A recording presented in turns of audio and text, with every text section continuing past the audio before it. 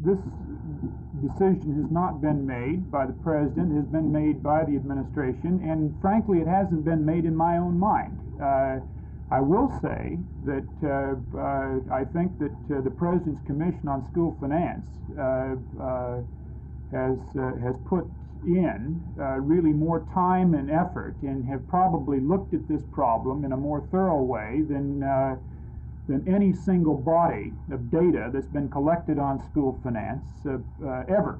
If their recommendations are as sound as the kind of research that has gone into those, I think something in the direction of encouraging greater state assumption of educational costs is certainly a more viable approach to take than others that I've mentioned.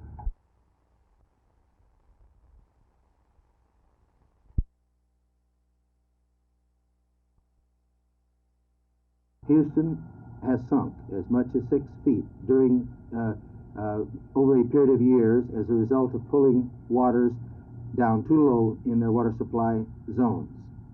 This sinking is a major disaster because it ruptures sewer lines and water lines to the extent that many people have had to drink unknowingly their own sewage and the sewage of others.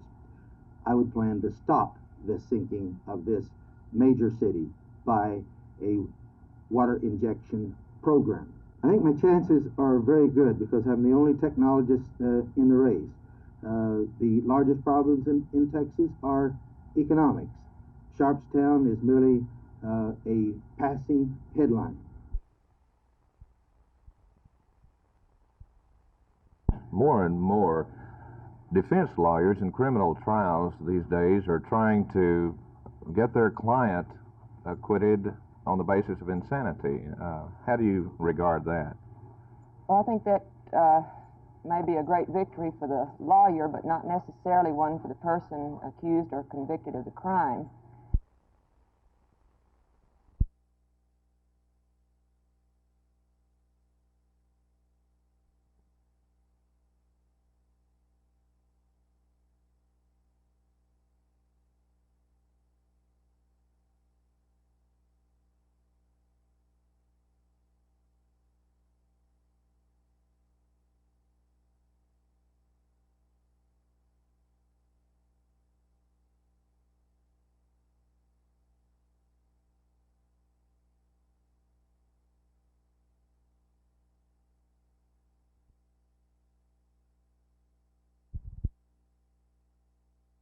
Well, I think, that they've done, just like they've done the past 2 or 3 years. They drafted one, year before last and last year also, and they've done it again this year. I think they draft, like Coach Sanders said, I think they draft the best athlete that's available to them in the draft, and I think the draft is, as the Cowboys see it, has proved itself, with the top draft choices that they've got, and they say this year they were really pleased with the choices. Even though they drafted last in each round, they thought they had probably one of the better drafts that they've had in the last 3 or 4 years. So, in other words, you don't feel any added pressure as far as your job is concerned? As far as my job is concerned, I feel it every year. I always go to camp thinking I'm going to get cut, and it'll probably happen one of these days, but it hadn't yet. So, no, I don't think so. Here in the back of the Cowboys practice field, you probably see 3 or 4 cars with 9 or 10 motorbikes. Some of the Cowboys are headed for Paris, Texas to do some bike riding, and which, if I'm correct, is the same thing that happened to All-Pro tackle Ralph Neely about a bicycle accident, or a motorbike accident. But as you can see, the Cowboys are really not concerned about maybe Ralph's injury on a motorbike because, as I said, there go about 15 of them headed to Paris to ride in a motorbike contest. And we're going to cross our fingers and hope that none of these guys are injured real seriously. James Jackson, Sean.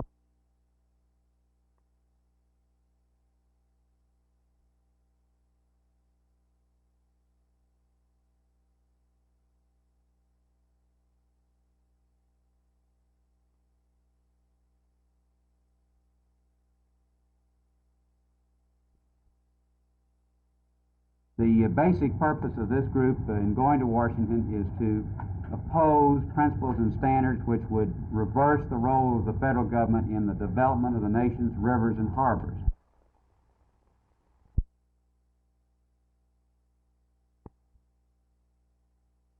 The two most serious ones, the ones that bother me the most, are the very sketchy and hazy attempts to apply the right of habeas corpus and the right to a trial by jury to the mentally ill.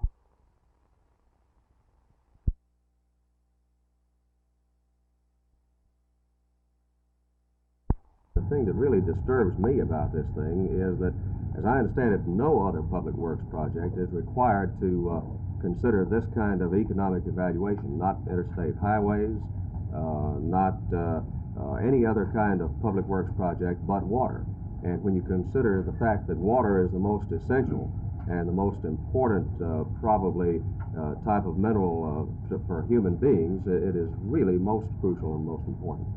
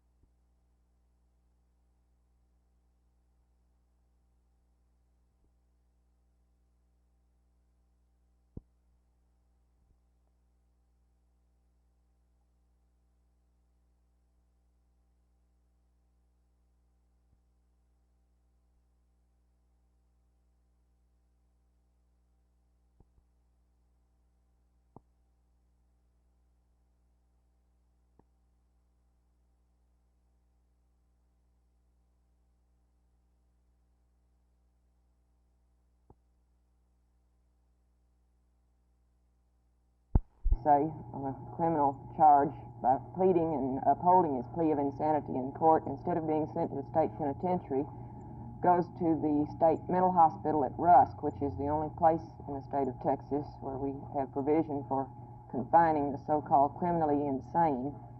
And as I understand it from newspaper articles and other secondhand sources of information, the program for rehabilitation of persons committed to Rusk is not very good, and not, in fact, as good as what's available in the state penitentiary.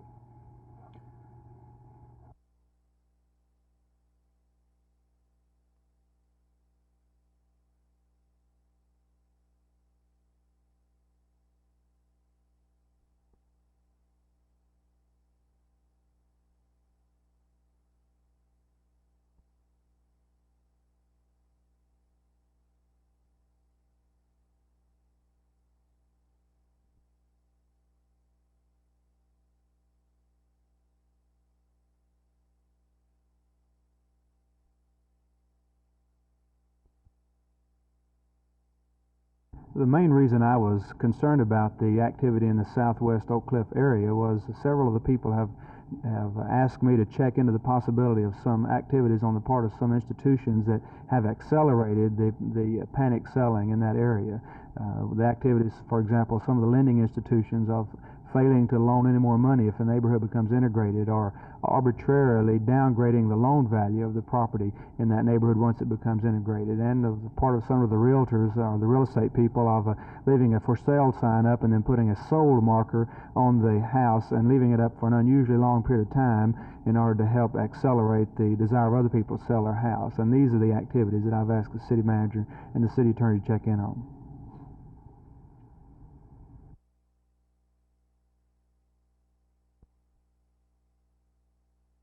In a monthly report from City Manager Roger Lyon, the council learned that the number of blacks and browns on the city's payroll has not yet reached the number that they had hoped to see. In February, however, 52% of new employees were minorities, or 38 of the 72 persons hired. But Lyon says now that the city will not reach its percentage goal of minorities on the payroll by the target date of August of 1973. You have a percentage figure that's the goal? Yes, approximately 25% of the residents of Fort Worth are from a minority race. What's the level now? At the present time, or at the end of February, we had 14.2%. One of the problems that the city has had in the past in minority employment has been failure of written tests. Now, I see in the past that there's been a 10% passing ratio, and now it's up to a 50 to 70% passing. Does this mean that the city has reduced their requirements? No, not at all. We're not reducing our standards or reducing our requirements. It's just that we try to reevaluate and restructure our tests all the time, but we're making a particular push now to assure that the tests that we use in qualifying people for jobs don't contain any so-called racial bias. Besides hiring policies, the council heard several cases involving substandard housings in the city. At the same time, they took the opportunity to vote approval of a new ordinance for minimum building standards. Channel 8's Jerry Taff has been doing a series of reports on substandard housing in the city. He explains what the new ordinance does or does not do. The new ordinance combines the Minimum Housing Standards Code and the Commercial Building Standards Code into a uniform set of guidelines for property maintenance. It also puts a burden on the inspectors of the Substandard Housing Division for the added chores of inspecting commercial buildings. What it does not do is provide any additional enforcement power. The 7 men of the Neighborhood Improvement Program have been working on residentially dilapidated houses for years. As we have shown in previous houses they have declared substandard have remained virtually unchanged, at least as far as the code is concerned, sometimes for as long as 10 years. The code is generally conceded to be a good one, but there has been little that could actually be done in terms of making property owners comply. The new ordinance does nothing to change that. It merely expands the area of responsibility for the men who are responsible for, quote, the enforcement of the code. I asked a high-ranking city official why nothing was included in the new code to speed the process of demolishing condemned houses. He replied, "Out of the 4,816 people who have called me about condemned houses, you're the first one who ever wanted to speed up the process." That certainly says something about the problem. Jerry Taff, Channel 8 News on the Move, Fort Worth.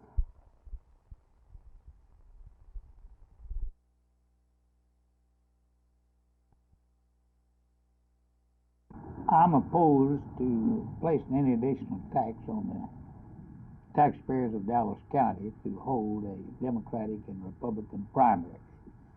I think it's unfair and it's unjust, and as far as I'm personally concerned, and from the indication the commissioners are the same opinion, that we just not permit this to be done. Not even as a last resort, Judge? Not even as a last resort. Well, if the governor fails to act and the legislature fails to act, and as a last resort, I don't believe that I would let the voting machine sit in the warehouse while the citizens vote on a paper ballot or whatever method they have to vote on. That the Democratic and the Republican primary, those people that vote in those primaries are tax-paying citizens of this county. And we cannot help it if the governor and the legislature do not assume their responsibility. And if they do not assume their responsibility, then I think the county should step in and provide them with the voting machines.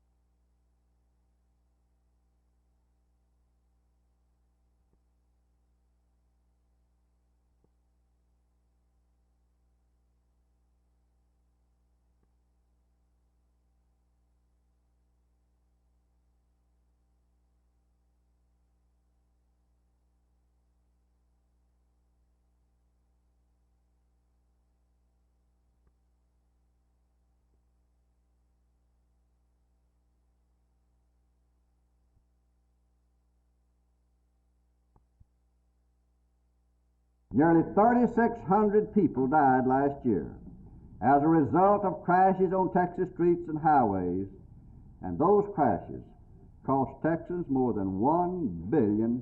No other state is doing more for traffic safety than is being done in Texas. Here we have a coordinated and cooperative program involving Texans and involving their government. But I will continue to urge greater activity by all of us, particularly our legislature. Our emergency medical services, as an example, must be improved. Only a handful of our counties meet the accepted standards. This means that most of our traffic victims fare very poorly.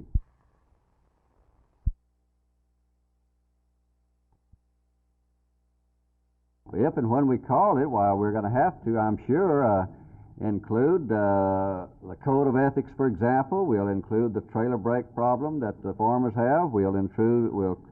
No doubt we'll include the compliance with the highway beautification program. And sooner or later, we've got to have a session to pass an appropriations bill that begins in September of 1972, because we simply do not have one. But these are some of the things with which we're confronted.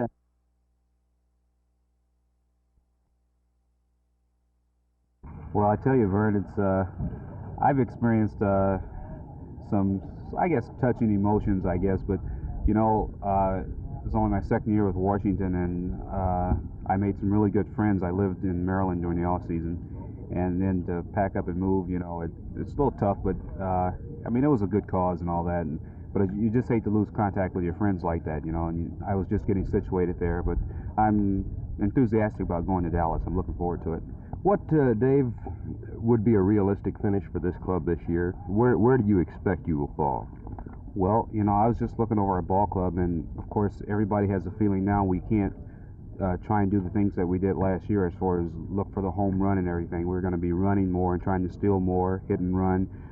We're going to have a better defense, I think, and our pitching is going to be good. So I think that we're going to be a little scrappier ball club, and I think we're going to start winning a few of the close ball games. And I hope that we can finish in the first division.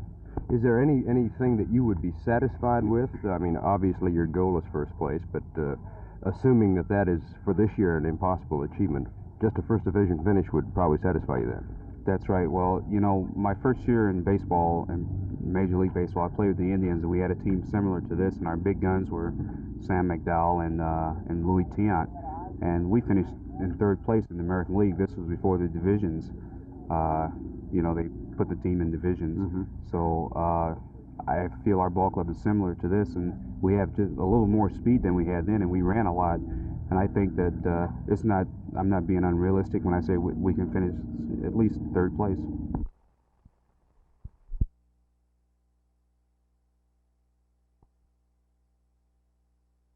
That's the only, I think, disadvantage of winning the Super Bowl is that, you know, the new season gets here so quick, but it's going to be interesting. You know, it's I think very hard to get to the Super Bowl, but it's probably even harder to stay there. And it's going to be an interesting season, talent-wise and ability-wise. There's no reason why we can't win when we walk out there on a Sunday afternoon and win every football game we play. And it's going to be a challenge this year. People are going to be after us, and as I say, it's going to be very interesting. I'm looking forward to it.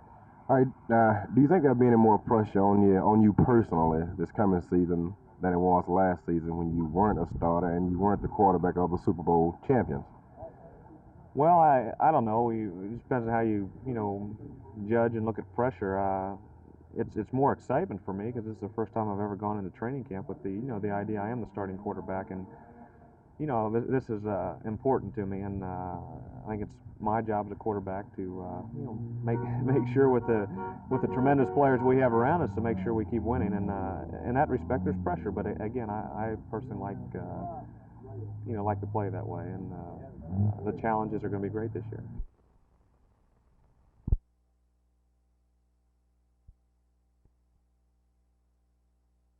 I'll swim the 500-yard freestyle the first day, 200 butterfly the second day, and the 1650-yard freestyle on the Saturday, the last day. Which means you'll need the most for the last, will you not? That's true. I hope I can have something left for the last day of the meet. What do you think the team's chances are of finishing in the top 5? Great. I really think we're swimming well in workouts this week. I know everybody's getting fired up. They're doing their fastest times of the year. And our best swimmers haven't shaved down, and we'll go up there and shave down and really taper and get fired up, and I really think we'll get in the top 5, and I think number 3 is within reach. What will you have to do in order to do this? What plateau will you reach, or what event must you win? Well, we have to place high in all 3 relays, and that's basically been the goal of the team all year. And the other big goal is for every individual to do as well as he can and come up to his full potential.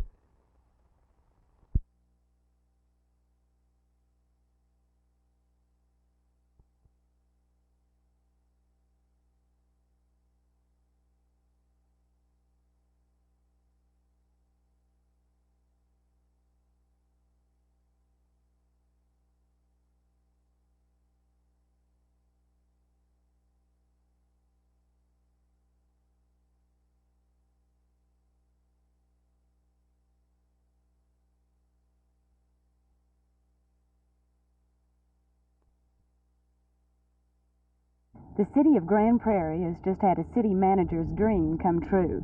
It was chosen to receive a federal package that would finance a portion of a $25 million improvement program over the next 3 years. City officials submitted a tentative program last September for approval, listing the most critical needs for the community as a whole. First priority listed was the Shady Grove area, where undersized or non-existent water and sewer lines have up to now served the neighborhood. Other projects are parks, code enforcement programs, and creation of a coordinating office to oversee all projects. The new program allows upgrading every section of Grand Prairie, the city manager's office told us. All utilities, streets, and gutters will be provided to every area of the city. But remember the famous Grand Prairie ditch? Well, the 50 or so families who live along the eroding canal haven't forgotten, but the $25 million project will not help them. The ditch was not on the list of critical needs for the maximum number of people. For Channel 8 News on the Move, this is Judy Hanna in Grand Prairie.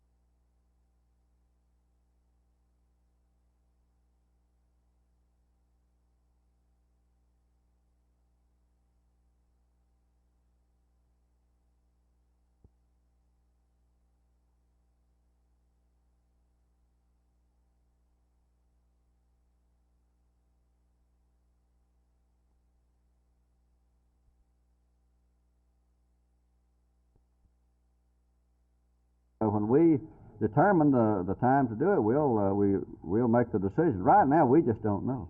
Do you think we'll see a session before the primary? Well, at this point, I just can't say. I really can't. I wish I could.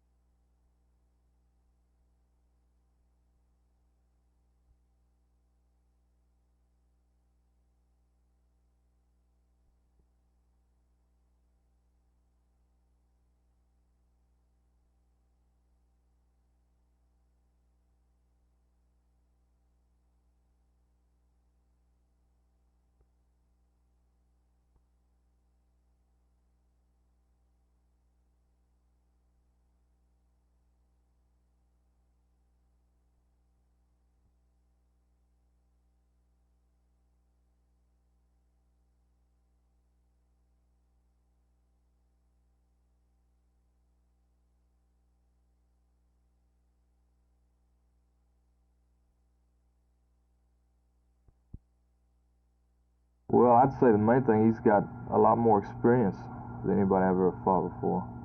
And a guy like this is sometimes tough because he's been around a long time and just picked up a lot of tricks of the trade that are helpful to him in a fight. Is there any chance that because of the great success you've had so far that you haven't really been tested, that overconfidence could be a factor? Well, no, I wouldn't say that. I'm not overconfident. I know I'm going to have to go into this thing and fight, and I'm ready to fight. You're not in the predicting game, though, are you? Well, I'd say inside of 6.